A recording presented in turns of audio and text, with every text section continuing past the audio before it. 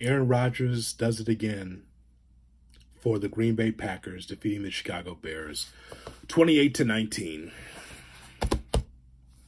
And water's wet, like we've never seen this before. What did Bears fans tell me? Oh, this is going to be a win because the Packers suck. Packers suck, but the Bears swallow, especially in the second half.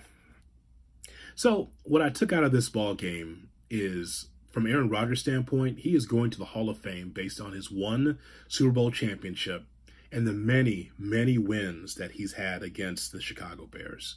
Many wins against the Bears and his wins in the NFC North and his playoff appearances. But pretty much his house has been built on beating the Bears because he owns the Bears.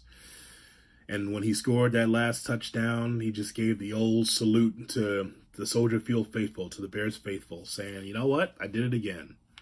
Bears had a chance to win this ball game.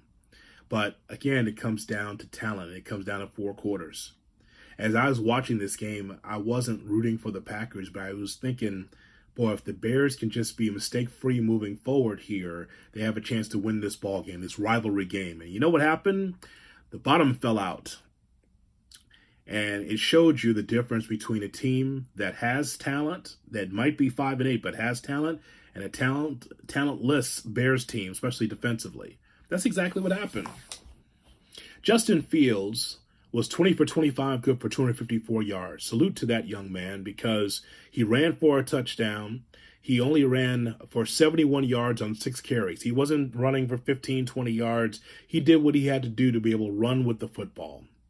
He also had some really bomb-ass plays down the field with St. Brown and also with Harry. I love that he was able to get the ball down the field. It shows you the arm strength, right? It shows you the arm strength. It's his left shoulder that's the issue. The right arm and right shoulder was just fine, thank you, because he had some really big-time throws. I really like that.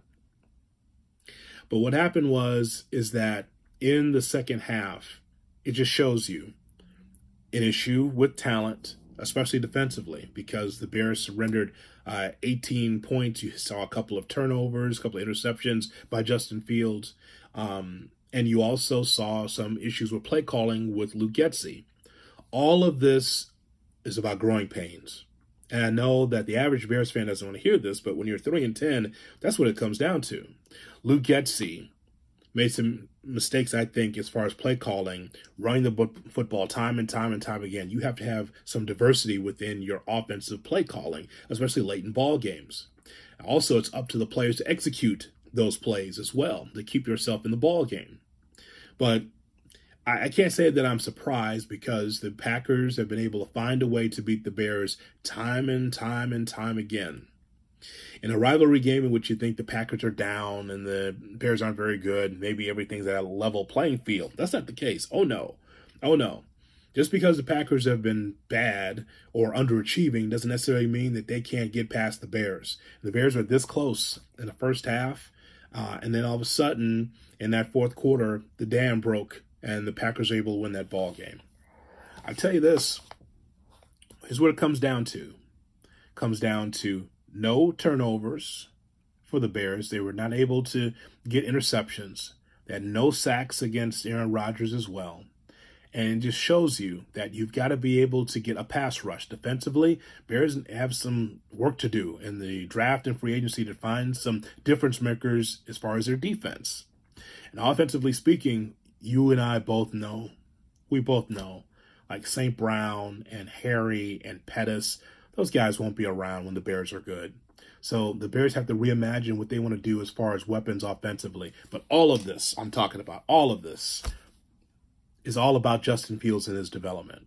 And we saw some great things on Sunday from Justin Fields. Coming off the injury, man, to be young again. You got a problem with your left shoulder, takes a week off, and he comes back, and man, he gave you some splash plays, and I really love that. But what's best for Justin Fields is the talent around him. The Bears aren't going anywhere with Justin Fields if he does not have the talent around him. The offensive line, hats off to them. And pass protection, I thought they were very, very good. Very good. Now, what about the weapons around Justin Fields and a pass rush defensively? What'd you think? Comment below.